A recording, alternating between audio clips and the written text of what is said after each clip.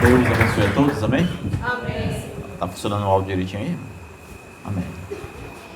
Deus é bom, irmãos? Amém. Irmãos, eu quero, se Deus permitir, pregar sobre salvos pela graça. Certo? É que nós temos que vigiar, amém? Para que a gente não seja enganado, amém? Amém. Não seja enganado. E no fundo, eu vou dizer uma coisa para você. Escute bem o que eu vou dizer antes de eu pregar. No fundo, hoje eu vou pregar sobre salvos pela graça. No fundo, só vai sobrar uma coisa: que tipo de vida você tinha com Deus. Verdade. É isso que vai importar. Porque no dia final, não vai ter ninguém que vai te salvar. Nem pastor, nem profeta, ninguém a não ser Cristo. É verdade. Ninguém. A vida que você vive demonstra o quanto você alcançou ou não de Deus. No fundo, é essas coisas que vai fazer diferença. Vamos abrir Efésios capítulo 2, irmãos. Efésios capítulo 2. Nós vamos ler os 10 primeiros versículos. Efésios capítulo 2.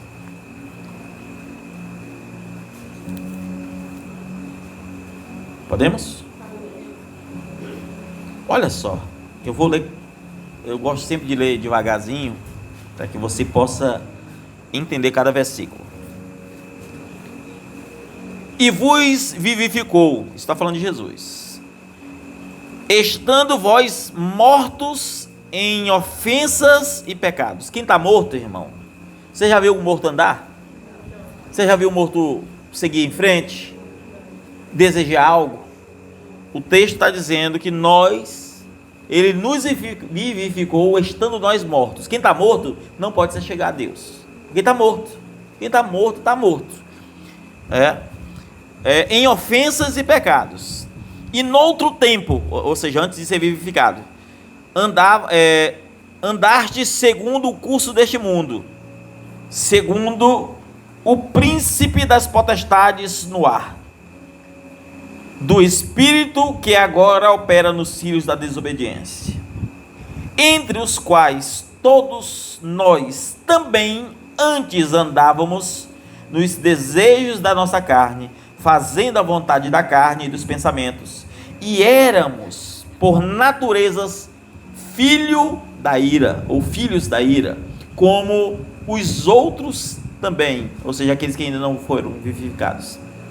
Mas Deus, que é riquíssimo em misericórdia, pelo seu muito amor com que nos amou, estando nós ainda mortos nas nossas ofensas, ele está voltando para mostrar como aconteceu o processo. Ele usou de misericórdia quando ainda estávamos nós mortos em nossas ofensas, nos vivificou juntamente com Cristo. Pela graça sois salvos. E nos ressuscitou com Ele, e nos fez assentar nos lugares celestiais em Cristo Jesus, para mostrar nos séculos vindouros as abundantes riquezas da sua graça e pela sua benignidade para conosco em Cristo Jesus. Porque pela graça sois salvos por meio de quê? Pela graça sois salvos por meio da fé. Isto não vem de vós, é dom de Deus. Não é isso? Amém. Não vem das obras, para que ninguém se glorie por elas. Porque somos feitura sua, criados em Cristo Jesus, para as boas obras, as quais Deus preparou para que andássemos nela. Senhor Deus, Pai, acrescente tuas palavras, Pai.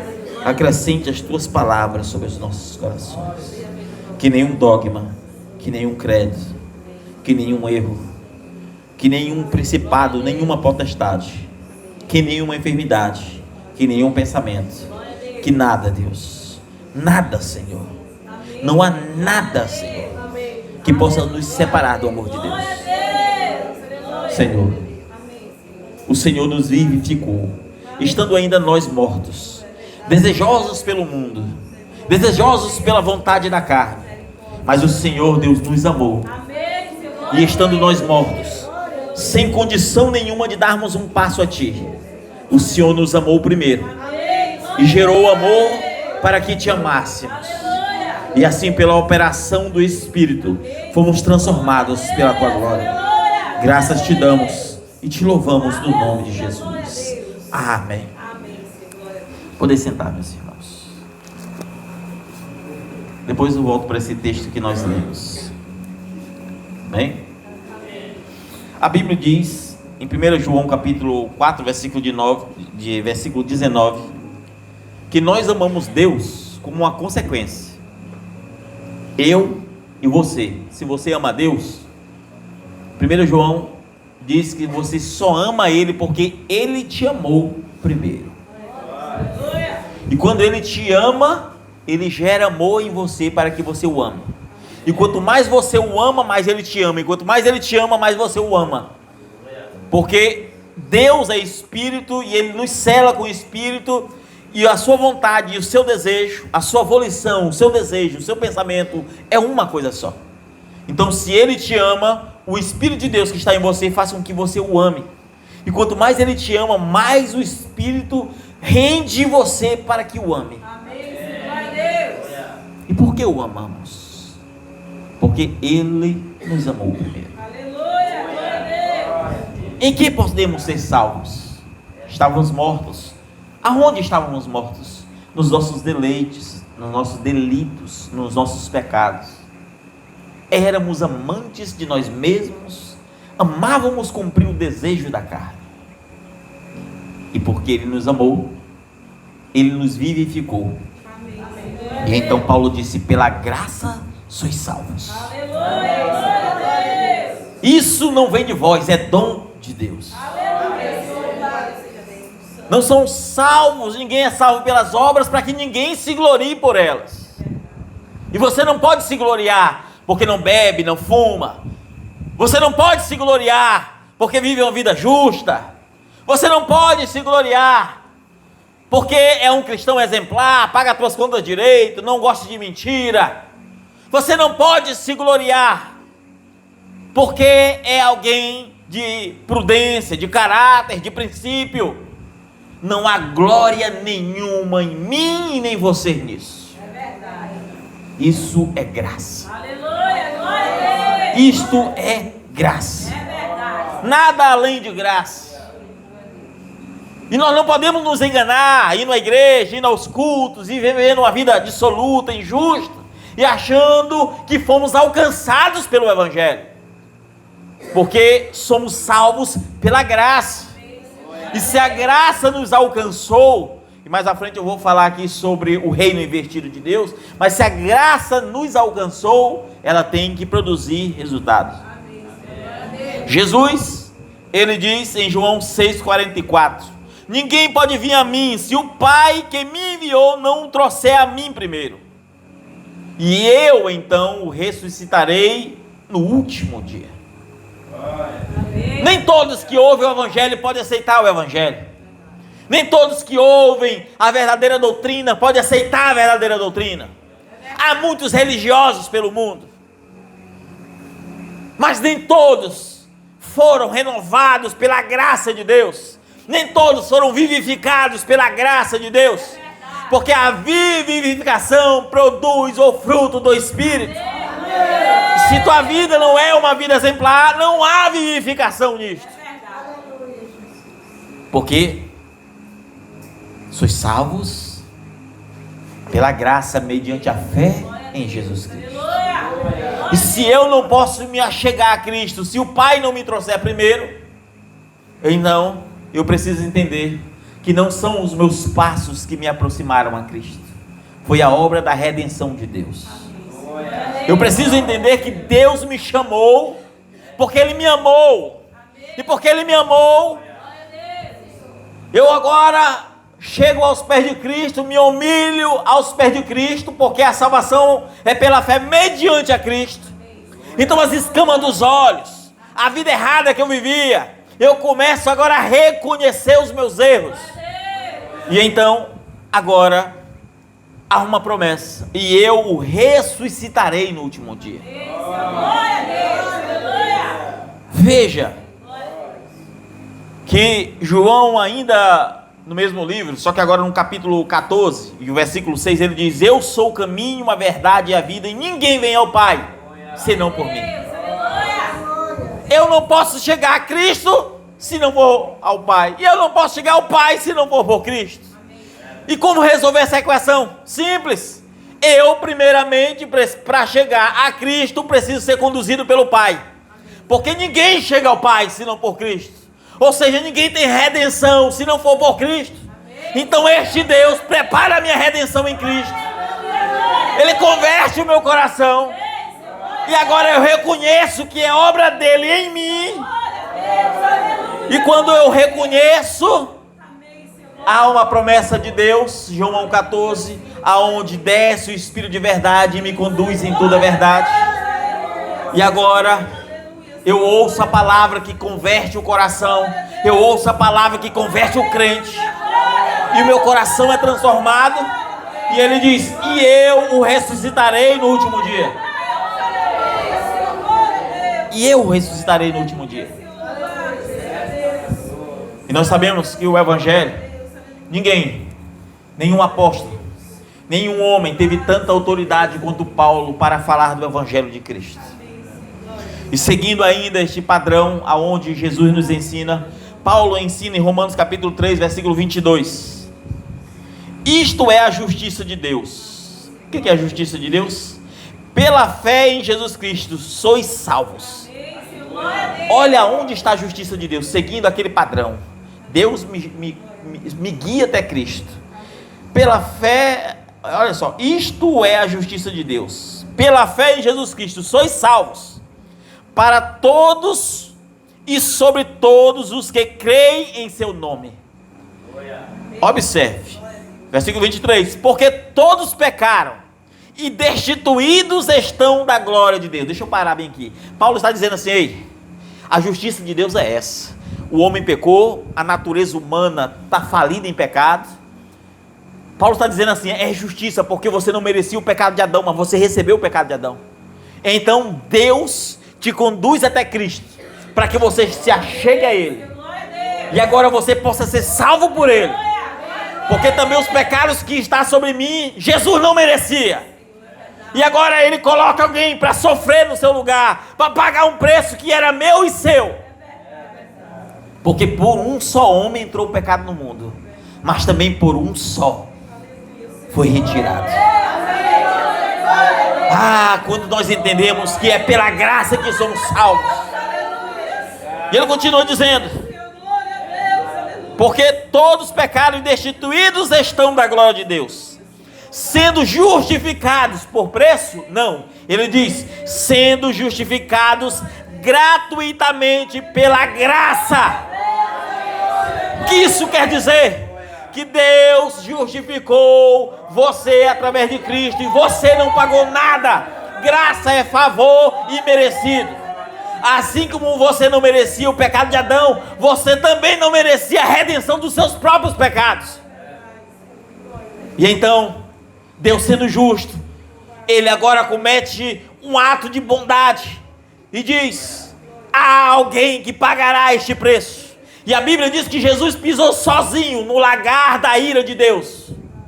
E Ele pisou o lagar da ira de Deus. Ele sofreu lágrimas de sangue. Ele sofreu grandes lágrimas de sangue. E por que sofreu? Porque essa graça é para você e para mim. Essa justificação é gratuita. Porque é graça. 1 João capítulo 4, versículo 9.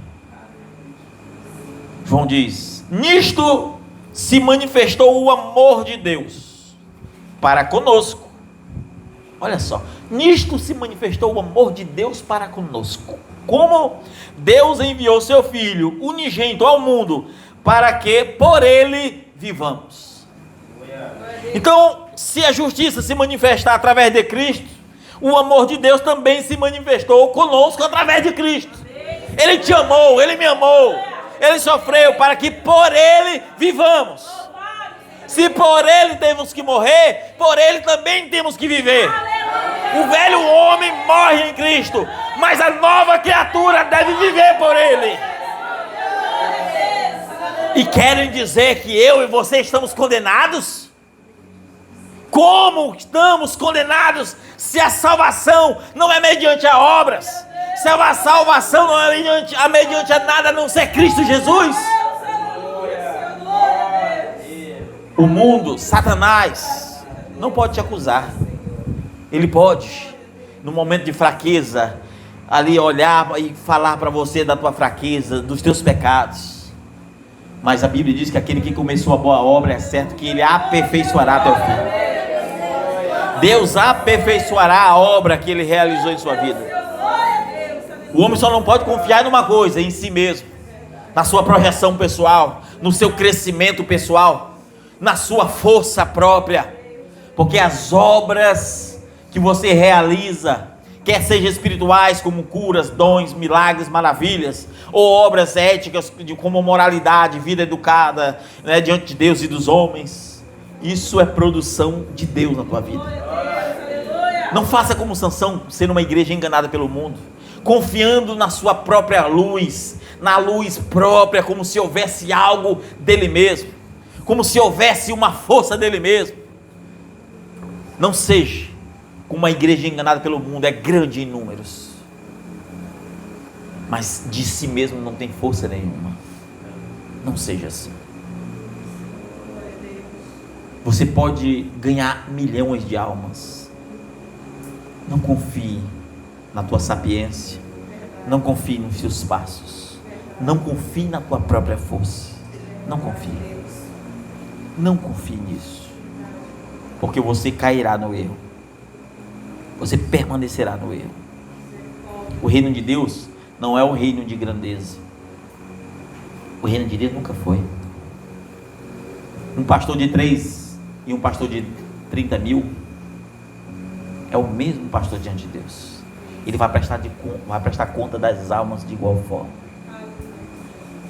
Um servo aqui ou em qualquer denominação vai ter que pagar pelos seus erros, pelas suas falhas, pela maneira que você age. Pode ser católico, qualquer igreja vai ser igual, porque Deus julga individualmente. Deus não tem religião, Deus não tem igreja padrão, Deus não tem igreja modelo. Deus tem um povo. Este povo só está unido em uma coisa, chamada palavra de Deus. Isso nos faz lembrar daquela parábola de Lucas, né? Onde Lucas cita ela lá em Lucas capítulo 18. Deixa eu abrir ela aqui para você. Lucas 18. Lucas 18. Olha só. Versículo 9. Olha só o que diz. E disse também esta parábola a uns que confiavam em si mesmos, crendo que eram justos, e desprezavam uns aos outros. Observe, Deus não olha para quem acha que é justo, quem despreza aquele que não é algo. Deus, ele é contra o desprezo. Deus é contra a altivez. Escute bem, o reino de Deus não é isso, irmãos. O reino de Deus é pequenez. O reino de Deus é insignificância. O reino de Deus são pequenas coisas. É o zelo com o teu lar, é o zelo com teus filhos, é o zelo com o teu corpo, é o zelo com as tuas palavras. O reino de Deus não é algo para ser demonstrado para os homens. Vamos lá, versículo 10 agora. 2 homens subiram ao templo para orar, um fariseu e o outro publicano. O fariseu, estando de pé, orava consigo desta maneira. Observe, existe uma religião que diz que a gente não pode orar em pé, que Jesus repreendeu orar em pé. Essa oração em pé é no sentido espiritual. Jesus está trazendo uma parábola e trazendo no sentido espiritual. É em pé no sentido de altivez de espírito. Amém? E não no sentido de que Deus proibiu de orar em pé. Tanto que o versículo 9 responde. Diz: o fariseu, estando em pé, orava consigo desta maneira: ó Deus, graças te dou, porque não sou como os demais homens, roubadores, injustos, adúlteros, nem ainda como este republicano. Eu jejuo 2 vezes por semana, eu dou dízimo de tudo quanto possuo. O publicano, porém, estando de pé, de longe, observe, nem ainda queria levantar os olhos ao céu. Agora observe, este de pé, você vai entender agora também, aos homens. Deixa eu ver onde eu parei, versículo 13. O publicano, porém, estando de pé, de longe, nem ainda poderia levantar os olhos ao céu, mas batia no peito. Parecia arrogância, né, irmãos? Em pé, batia no peito, parece coisa de arrogante, né? Mas olha só, a aparência era de arrogância mesmo, a aparência. Mas o que ele batia no peito? Olha só agora. Ó Deus, tem misericórdia de mim, pecador. Ele fazia questão de ficar de pé para os outros ver que ele era um pecador. Enquanto o outro queria demonstrar altiver de espírito, esse batia no peito para fazer barulho mesmo, estando em pé para os outros ver, eu sou um pecador. Eu não sou nada de aparência, eu sou um mero pecador. Tem misericórdia de mim, Deus. E não tinha vergonha nenhuma de falar isso. E o que ele disse? Digo-vos que este desceu justificado para a sua casa. Se Deus tivesse proibido de orar em pé, esse homem não poderia sair justificado para casa, porque os dois oraram em pé. Como um pode sair, o outro não?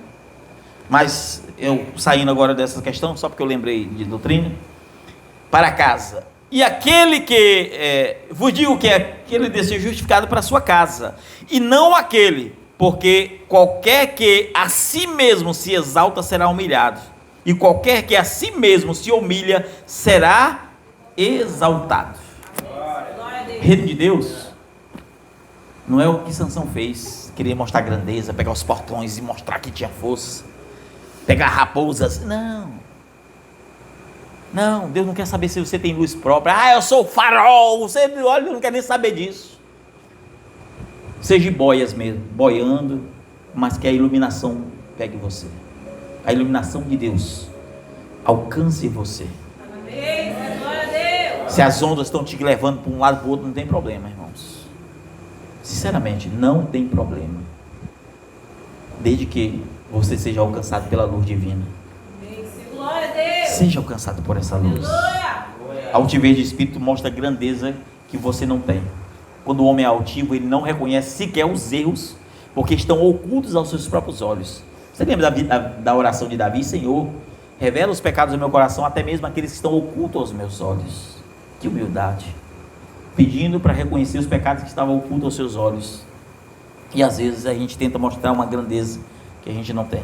Então, humildade vai fazer com que a gente perceba os pecados que antes não percebíamos. Humildade faz com que a gente reconheça um erro, reconheça o fracasso, reconheça que o que está errado, está errado. Amém? Amém. Marcos capítulo 10, versículo 43, diz, quem quiser ser grande entre vós, será esse o que vos sirva. Quer ser grande? Sirva. Seja pequeno. O reino de Deus é invertido, é o contrário. Quer ser grande? Sirva. Sirva. Vai numa casa, irmãos. Quando você for numa casa, você olhar um tapete, quanto mais pisado for aquele tapete, maior é demonstrada a utilidade daquele tapete naquela casa. Quanto mais pisado for, maior ele é. O reino de Deus é isso. Os homens querem buscar a sua grandeza. Deixe. Mas persevere, porque somos salvos pela graça. Somos salvos pela graça e isso é dom de Deus. Amém? Amém? Louvado seja Deus. Agora, deixa eu só voltar ao texto. Muito embora Tiago 4 vai tratar e vai dizer que Deus resiste aos soberbos, não é isso? Diz ou não diz isso? A Bíblia diz, Tiago 4, que Deus resiste aos soberbos, mas dá graça aos humildes. Como é o teu coração? Como é a tua vida? Há uma humildade em teu coração, de fato? Ou há uma soberba? De que adianta querer ser grande, irmãos? Serve para alguma coisa? Sinceramente, serve para alguma coisa? Não. Quantos homens foram grandes, mas não servia para nada, esterco, para nada? Quem sabe me dizer o nome do maior rei que o mundo já teve? Nabucodonosor. Existiu algum reinado do mundo maior que este? A Bíblia diz que não. Nenhum reinado do mundo é a cabeça de ouro da estátua. O reinado, sabe, ele estava lá, mas ele podia ter a glória que tivesse, o que fosse, ele não passava de uma coisa. Era apenas um rei da bagunça religiosa. Ele era apenas um militante no seu fracasso. Era chamado de servo de Deus? Sim. Mas militava a favor da própria Babilônia, porque era a cabeça que deveria se cumprir a profecia. Você acha que o mundo religioso não está hoje tendo a sua porção, o catolicismo tendo a sua porção, hoje em dia, né, vai decaindo? Todos tiveram a sua porção, você acha que eles não estão cumprindo? Você acha que até um homossexual que anda na rua, você acha que tudo que está acontecendo não está cumprindo o propósito de Deus? Mas ninguém destes não passa nada a não ser como um cão sarnento, como um jumento, como passou 7 anos na Nabucodonosor, comendo grama como um jumento. Porque não percebe, como um burro, que está cumprindo apenas o seu propósito. E nós, irmãos, em que vamos confiar? Se nós confiarmos em nós mesmos, nós vamos seguir o mesmo caminho. Confie em você. Confie nas tuas obras. Rapaz, eu prego melhor do que os outros irmãos. Olha, quando eu evangelizo, produz resultado. Olha, quando eu dobro o joelho, eu oro 2, 3 horas e esses irmãos só oram 15 minutos. Confie em você. Comece a achar, você vê, não, aquele irmão não está muito espiritual, não. Comece só a ter esse tipo de julgamento. Comece e você vai fracassar. Não confie em você. Duvide dos pensamentos que vêm em você sobre outras pessoas. Cuidado, irmãos. Cuidado. Eu vou encerrar lendo o texto inicial. Versículo: e vos vivificou, estando vós mortos nas ofensas e nos pecados. Você era um pecador, um miserável, um desgraçado, fora da graça, fora da misericórdia. Não é isso que Apocalipse chama? Miserável, desgraçado, cego, não via nada, nu. E ele te vivificou. O que você acha que tinha alguma coisa que você tinha que podia agradar a Deus? Ah, não, porque eu vou usar essa daqui porque ele tem o que ninguém tem. Você acha que Deus vai usar alguma habilidade sua, meu irmão? As próprias habilidades que estão em você é Deus que desenvolveu. Se você é inteligente, foi Deus que te deu essa porção de inteligência. Se você tem uma desenvoltura para evangelizar, foi Deus que te deu isso. Vocês estão entendendo, meus irmãos? E no outro tempo andamos segundo o curso desse mundo, segundo o príncipe da potestade do ar, que é o espírito que opera nos filhos da perdição, da desobediência, os quais todos também andávamos, está falando de nós, nos desejos da nossa própria carne, fazendo a vontade da carne, nos pensamentos, e éramos por natureza filhos da ira, como também estes. Sabe o que você era por natureza? Irmãos, natureza, escute bem, natureza, por natureza, ou seja, a essência do seu ser, era um filho da ira. Não é um filho da perdição apenas, um filho da ira. A tua essência humana, a tua essência do velho homem é apenas o filho da ira. Você merece o castigo eterno. Eu mereço o castigo eterno. Não há um bom, a Bíblia diz, não há um justo sequer, não há quem busque a Deus. Paulo disse isso, não há um justo sequer, não há quem busque a Deus. Jesus me salvou, porque não, não tem justiça nenhuma. Ele te tocou e você deu crédito à sua pregação. Quem deu crédito à nossa pregação? A quem manifestou o braço do Senhor? Porque o homem só pode fazer uma coisa: endurecer o seu coração. Mas a glória só pertence a Ele. A glória não é sua, a glória é dele. Ele te chamou. Mas Deus, que é riquíssimo em misericórdia, pelo seu amor, que nos amou, estando nós ainda mortos nas ofensas, nos vivificou juntamente em Cristo Jesus. Entre parênteses, ele diz: pela graça sois salvos. E tem que ficar, calado. e reconhecer: eu não mereço, eu não merecia. É a graça, Amém, Senhor. é o amor de Deus. Aleluia. Versículo 6: e nos ressuscitou juntamente com Ele. Ou seja, quando Jesus ressuscitou, você foi ressuscitado com Ele. Sabe quando que o sacrifício de Cristo valeu? Quando Ele morreu? Não, foi quando Ele ressuscitou. Amém, Senhor. Quando Ele ressuscitou, você ressuscitou com Ele. Juntamente com Ele, nos fez assentar nos lugares celestiais em Cristo Jesus. Ou seja, uma posição no céu você só tem em Cristo Jesus. Ele te colocou de vaso de ira, de vaso de perdição. Ele te coloca como um vaso de autoridade no reino dos céus, juntamente com Ele. Aleluia. É Ele fazendo a obra em você, é Ele te transformando, é Ele te salvando. Amém? Amém. Para que nos séculos vindouros as abundantes riquezas da sua graça pela sua benignidade para conosco em Cristo Jesus. Sempre Cristo aqui. Porque pela graça sois salvos por meio da fé. Deus te salvou por meio da fé. Você não é salvo pelas obras, você não é salvo pelas atitudes que você faz, você não é salvo porque deixou de fumar, você não é salvo porque deixou de beber, você não é salvo por nada do que você fez. Nada disso te salvou. Pelo contrário, foi pela fé. Foi quando você creu na palavra e sabe que tem que deixar o erro. Então você creu que tem que deixar o erro. Creu em Jesus Cristo e Ele te transformou, tirando o velho desejo.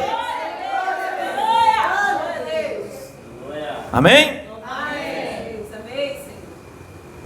Porque pela graça sois salvos mediante a fé. Isto não vem de vós. O que? A fé. Pela graça sois salvos mediante a fé. Isto não vem de vós. É dom de Deus. A fé que você tem é dom de Deus. É dom de Deus. Ou é seu?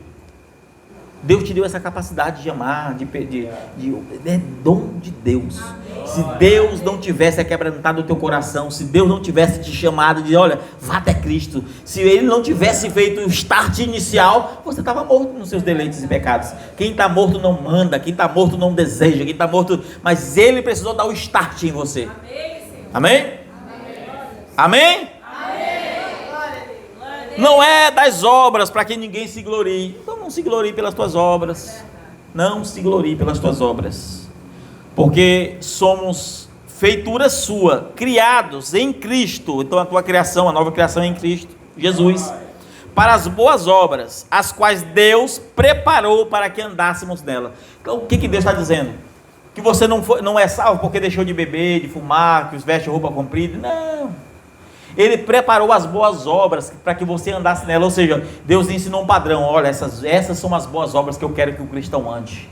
Estas são atitudes que eu quero que o cristão ande. Ele anda, ele preparou para que você andasse sobre elas. Você não foi salvo porque foi alcançar. Ah não, Senhor, agora eu fui salvo mediante o que eu faço. Mateus, Jesus disse isso lá em Mateus. Está lá um povo chamado de bode. Senhor, expulsei demônios em teu nome. Que obras maravilhosas. Expulsou demônio no nome de Jesus. Senhor, eu curei em teu nome. Que obras maravilhosas. Eu preguei a tua palavra. Que obras maravilhosas. Salvaram aquelas obras? Não salvaram. Porque o coração dele não estava alinhado com aquelas obras. O dom, Deus pode, amém, pode usar os dons de Deus. Mas se não tiver a vida transformada, meu irmão, se houver arrogância, altivez de espírito, senso de grandeza, é condenação de inferno. E não é porque você perde salvação, não, porque você nunca foi salvo. Porque quem é salvo não perde salvação. Mas se Deus te salvou, Ele te transformou. Amém, Senhor. Agora essa transformação é um processo diário, contínuo, até o último dia da tua vida. Por isso, a carência da vigilância, a carência de buscarmos a presença do eterno Deus. Fora isso, irmãos, isso que eu estou falando, isso é o Evangelho. Isso é o Evangelho. O Evangelho se resume nisso. A obra da salvação se resume nisso. Todos os outros, o Evangelho nu e cru. Imagine um homem nu, né? As irmãs imaginam a irmã nua. Imagine, aquele é o Evangelho nu e cru. Aí você vai colocar umas roupas, não é isso, por cima, não é isso? Essas roupas são outras doutrinas que vai te ensinar a vigiar, sabe? Mas o Evangelho nu e cru é isso. É que Ele te salvou. Você não merece, você merecia a perdição. Ele transformou teu coração, você nunca deu para prestar para nada, e nem eu. Ele que fez isso aí na gente, e a gente tem que reconhecer que o reino de Deus é investido. Jesus disse assim, olha, Senhor, cadê o reino de Deus? O Senhor disse que viria. Jesus disse, em verdade eu vos digo que o reino está entre alguns dentre vós. Ou seja, imagine que tem 50 e poucas pessoas. Aí, Jesus dizendo isso, quer dizer, olha, está aqui, tem 2, 3, para cá tem 4, 5, está entre vocês. Porque o reino invertido, ele é algo grande demais para as pessoas perceberem. As pessoas cavam e não percebem que o evangelho é tão puro e tão simples. Tão puro, tão simples, que os grandes se perdem na sua grandeza. Jesus disse, graças te dou, ó Pai, que ocultastes essas grandezas dos sábios e entendidos, mas revelastes aos pequeninos. Os fariseus que conheciam de lei, que se achavam os mestres da lei, não sabiam nada da verdade da Bíblia. Nada. Eles estavam a favor apenas da doutrina do engano. Eles estavam apenas a favor dos seus dogmas, dos seus credos, da defesa da sua própria religião. Mas não tinha nada de vida com Deus. Nada. Absolutamente nada. Por que não tinha? Não tinha vida transformada. Não tinha vida com Deus. Porque o que vai fazer a diferença, meu irmão, minha irmã, que tipo de vida realmente você alcançou de Deus? Pedro disse que você só pode chegar a Deus até onde você se aproximou dele. Então, o quanto você se aproxima, quanto mais você se aproxima, mais santidade você vai ter, vai viver. E carecemos tomar uma decisão, porque podemos ter uma vida meramente intelectual, mas precisamos ter um encontro real com Deus. E só este encontro real é que leva as almas para o céu. Eu creio, semente da serpente, desculpa irmãos, fala até disso agora, semente da serpente não sei o que, senão vou estar condenado, Jesus é o próprio Pai, está condenado, essa besteira aí não vale nada,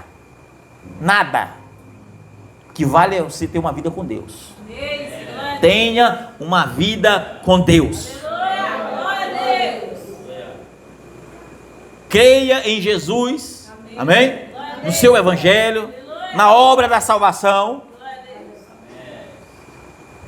Aí sim, você vai reconhecer que a obra é dele. A obra é dele. Porque se ele não quiser, meu irmão, se ele não quiser, pode faltar uma coisinha, para você e para mim, está faltando muitas coisas. Quem é aqui que está faltando só uma coisinha? Para mim está faltando muita coisa ainda. Mas se Deus não mudar o teu coração, pode faltar uma coisinha. Você vai rejeitar a Deus por causa dessa coisinha. O jovem rico está lá para provar isso. A Bíblia diz que Jesus o amou.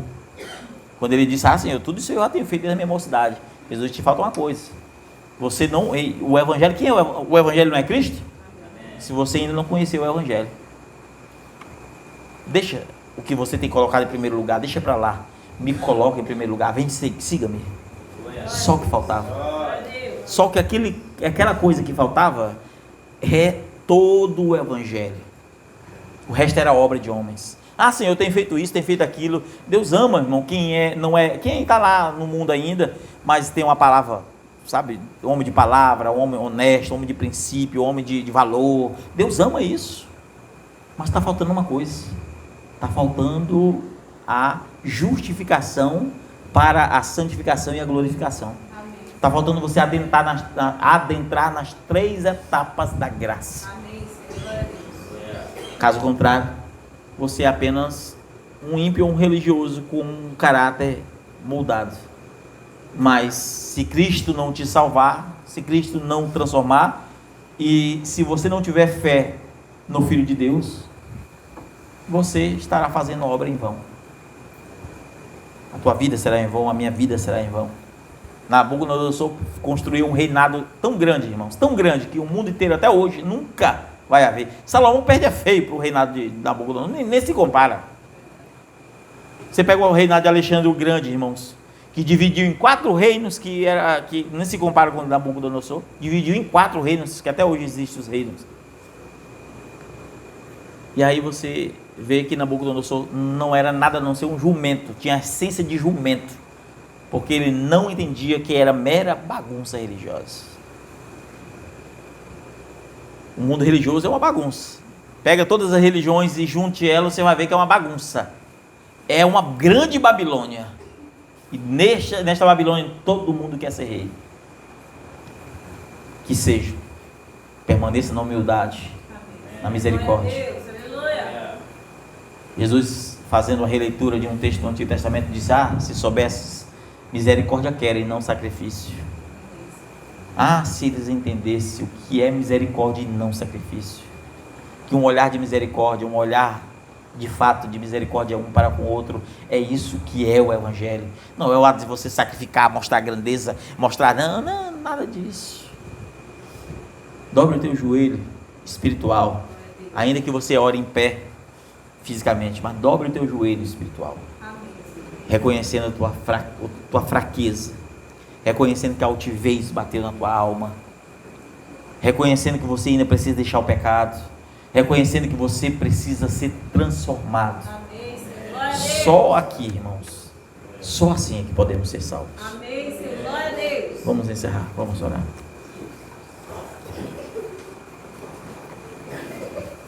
Senhor Jesus, Pai,